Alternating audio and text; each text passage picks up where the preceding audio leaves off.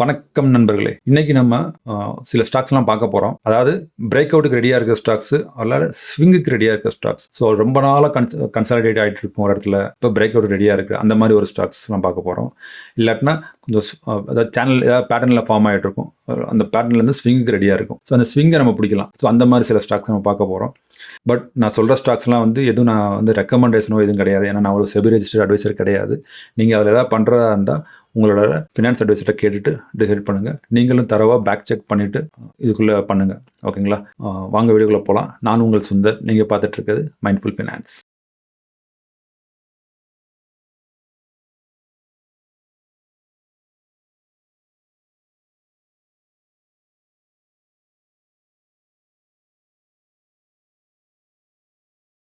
வாங்க பார்க்கலாம். அதுக்கு முன்னாடி எல்லா ஸ்டாக்ஸும் பார்க்கறதுக்கு முன்னாடி எல்லா இண்டெக்ஸும் எப்படி பெர்ஃபார்ம் பண்ணிக்கிட்டு இருக்குன்னு பார்க்கலாம். எந்த இண்டெக்ஸ்லாம் புல்லிஷ் மொமெண்டமில் இருக்குது, எந்த இதெல்லாம் அண்டர் பெர்ஃபார்மன்ஸ் பண்ணிக்கிட்டு இருக்குன்றதெல்லாம் ஒரு தடவை பார்த்துக்கலாம். குயிக்காக ஒரு கிளான்ஸ் பண்ணிக்கலாம். இது mid cap already all time ஹையில் இருக்குது.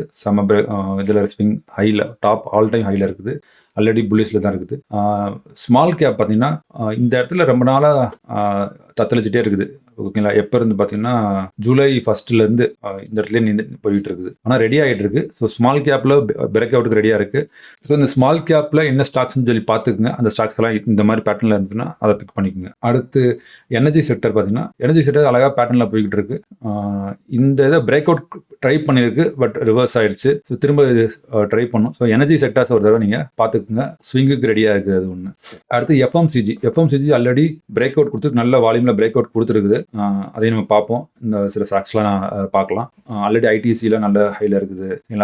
கொஞ்சம் எஃப்எம்சிஜி செக்டர்ஸ் பார்த்துங்க. இல்லை இண்டெக்ஸ்லையும் பார்த்துங்க. இண்டெக்ஸ்லையும் நீங்கள் இன்வெஸ்ட் பண்ணுறதா இருந்தால் எஃப்எம்சிஜி இண்டெக்ஸில் பார்த்துக்கலாம். அடுத்து ஆட்டோ பார்த்தீங்கன்னா கீழே இருக்குது. இந்த ட்ரெண்ட் லைனை இதை பிரேக் பண்ணணும். பிரேக் பண்ணுச்சுன்னா இது ஆட்டோவும் கொஞ்சம் மூவ்மெண்ட் கொடுக்கும். பிஎஸ்சி பேங்க் ரொம்ப பேரிஸியாக இருக்குது. பேரிஸ்னா அவ்வளோவா எனர்ஜியாக இல்லை. சரிங்களா? ஸோ பிஎஸ்சி பேங்க்கை நம்ம இக்னோர் பண்ணிடலாம். மெட்டலும் பார்த்தீங்கன்னா கீழே தான் இருக்குது. ரொம்ப மொமெண்டம் பெருசாக இல்லை. பட் இந்த ட்ரெண்ட் லைன் அது மெட்டல் பிரேக் பண்ணுச்சுன்னா ஒரு மொமெண்டம் கிடைக்கும். சரிங்களா? அடுத்து இன்ஃப்ரா பார்த்தீங்கன்னா இன்ஃப்ராவும் அதே மாதிரி தான். இந்த கேப் ஃபில்லாக ட்ரை பண்ணிட்டு இருக்கு. இந்த கேப் ஃபில் ஆயிடுச்சுன்னா கொஞ்சம் இந்த இடத்துல கன்சாலிடேட் ஆகும்னு நினைக்கிறேன் இந்த ஏரியாவில். ஸோ இன்ஃப்ரா கொஞ்சம் ஸ்லோவாக தான் இருக்குது. ஐடி பார்த்தீங்கன்னா ஆல்ரெடி ஆல் டைம் ஹையை உடச்சிருச்சு. இந்த டெஸ்ட் பண்ணிக்கிட்டு இருக்கு. பட் இந்த இடத்துல ரிவர்ஸ் கிடச்சிருக்குது. பட் ஐ திங்க் இது கொஞ்சம் கன்சாலிடேஷன் ஆகி கொஞ்சம் பிரேக் அவுட் கிடைக்கும். ஸோ எப்பயுமே மார்க்கெட் நல்லா பெர்ஃபார்ம் பண்ணணும்னா கொஞ்சம் மொமெண்டம் கிடைக்கும் போது என்னன்னா இந்த ஐடி செக்டரும் எஃப்எம்சிஜி செக்டர் தான் முதல்ல பறக்கும். ஸோ ஆல்ரெடி நான் உங்கள்கிட்ட இதை பற்றி நம்ம டிஸ்கஸ் பண்ணோம். நம்ம இந்த இடத்துல ஒரு இடத்துல டிஸ்கஸ் பண்ணோம். இந்த இடத்துல நான் மார்க் பண்ணிக்க இந்த இடத்துல நம்ம டிஸ்கஸ் பண்ணோம். ஐடி இண்டஸ்ட்ரியில் இன்வெஸ்ட் பண்ண சொல்லி உங்கள்கிட்ட நான் சொல்லியிருப்பேன். நான் வாங்க எங்கே போயிடுச்சுன்னு சொல்லிட்டு இப்போ ஆல் டைம் ஹையில் இருக்குது.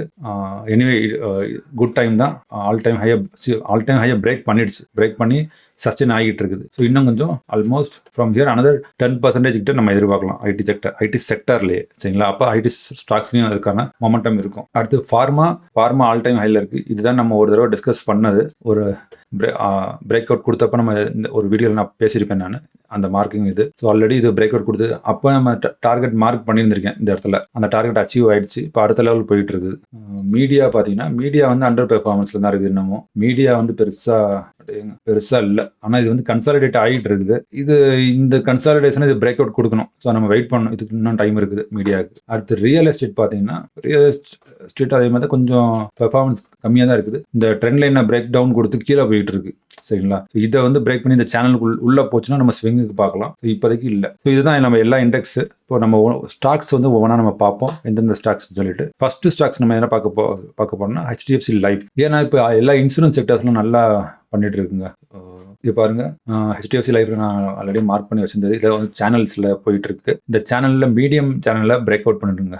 ஏபிசிடி கரெக்ஷன் முடிஞ்சு இப்போ இதை பிரேக் அவுட் கொடுச்சுன்னா ஆல்மோஸ்ட் 23.9%, 24% ஆல்ரெடி இருக்குது. ஸ்விங் ஹைக்கு ரீச் ஆகிறது வாய்ப்பு இருக்கு.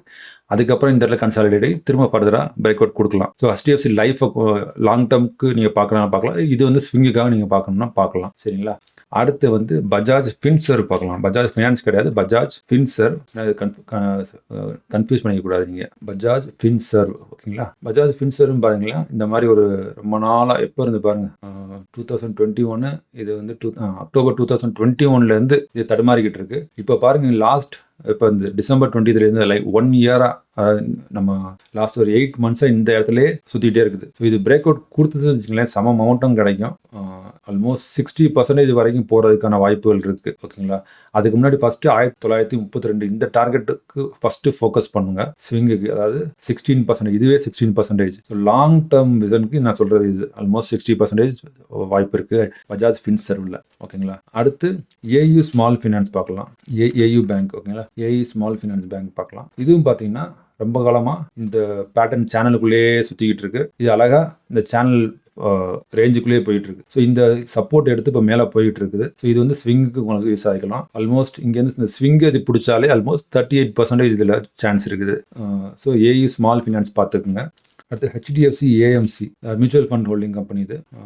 இது பாருங்க ரொம்ப நாளாக அந்த கீழே போயிட்டு ஆல் டைம் ஹையை பிரேக் அவுட் பண்ணி இந்த இடத்துல சஸ்டெயின் ஆகிட்டு இருக்கு. சரிங்களா, ஸோ ஆல்வேஸ் எப்பவுமே வந்து பார்த்தீங்கன்னா பிரேக் அவுட் கொடுக்கும்போது இம்மீடியட்டாக அப்படி பிரேக் அவுட் கொடுத்துச்சிங்களேன், அது சஸ்டெயின் ஆகாது, திரும்ப கீழே வந்துடும். அந்த இடத்துல அப்படி கன்சாலிடேட் ஆகிட்டே இருக்கணும். அப்போ தான் முதல்ல இருந்த அதாவது ஃபஸ்ட்டு இது வந்து ஆல் டைம் ஹை வந்து ஒரு ரெசிஸ்டன்ஸ் மாதிரி, இந்த ரெசிஸ்டன்ஸை பிரேக் பண்ணுது பார்த்தீங்களா, பிரேக் பண்ணதுக்கப்புறம் இந்த ரெசிஸ்டன்ஸ் என்ன ஆகும்னா சப்போர்ட் ஆகும். அதாவது அது வந்து டிமாண்ட் ஜோனாக பில்டப் ஆகும். ஸோ டிமாண்ட் ஜோனாக அது பில்டப் ஆகணும்னா அந்த இடத்துல வந்து ரொம்ப நாளாக கன்சாலிடேட் ஆகணும். கன்சாலிடேட் ஆச்சுன்னா தான் அந்த இடத்துல டிமாண்ட் ஜோன் அந்த ப்ரைஸை ப்ராப்பராக அந்த இடத்துல ஃபிக்ஸ் பண்ணிட்டு ஸ்ட்ராங்காக அதுக்கப்புறம் மொமெண்டம் கிடைக்கும்.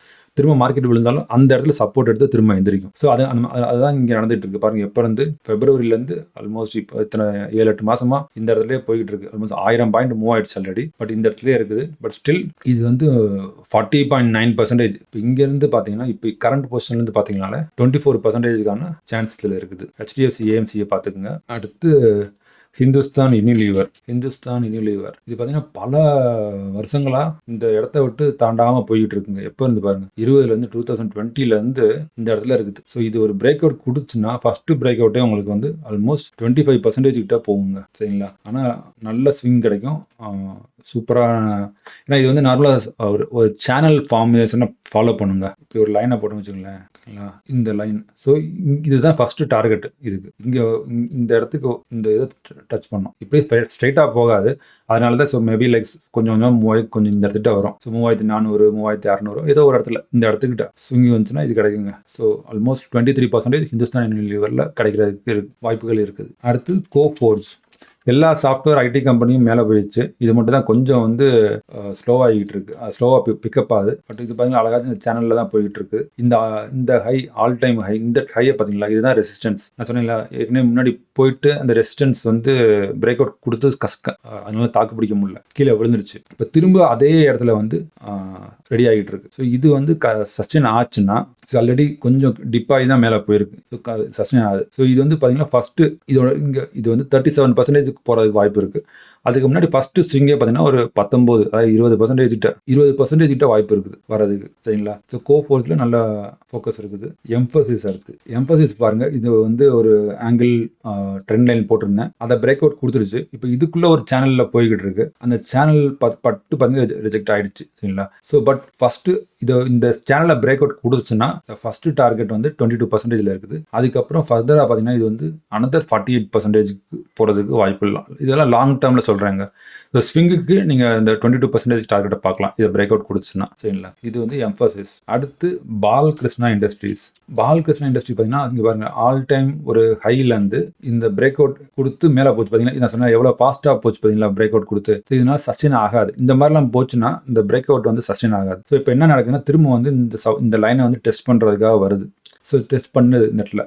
இதை டெஸ்ட் பண்ணிட்டு ஒன்று இந்த இடத்துல சஸ்டெயின் ஆகி கொஞ்சம் நேரம் கன்சாலிடேட் ஆகி இந்த ஒரு சேனல் லைன் போட்டிருக்கேன் பார்த்தீங்களா, இதில் வந்து இது வரைக்கும் கன்சாலிடேட் ஆகி போகணும். இல்லாட்டினா இந்த இடத்துலயே ரிவர்ஸ் ஆகிறதுக்கு சான்ஸ் ஆகி இந்த இடத்து வரைக்கும் இதோட ஹை வரைக்கும் திரும்ப வர்றதுக்கு வாய்ப்பு இருக்குது. ஸோ ஆல்மோஸ்ட் இப்போ இருக்கிற சுச்சுவேஷன்லேருந்து பார்த்தீங்கன்னா ஒரு 12 to 14% வரைக்கும் இப்போதைக்கு வாய்ப்பு இருக்குது. பட் இது பிரேக் அவுட் கொடுத்துச்சுன்னா செம ஹை போகும். அதாவது இந்த டெப்த்து தான் பார்க்கணும் நீங்கள். இதை பார்த்தீங்கன்னா ஆல்மோஸ்ட் 30% வரைக்கும் போகிறதுக்கு வாய்ப்பு இருக்குது பாலகிருஷ்ணா இண்டஸ்ட்ரி. இந்த வீடியோ நீங்கள் பார்த்துருப்பேன்னு நினைக்கிறேன்.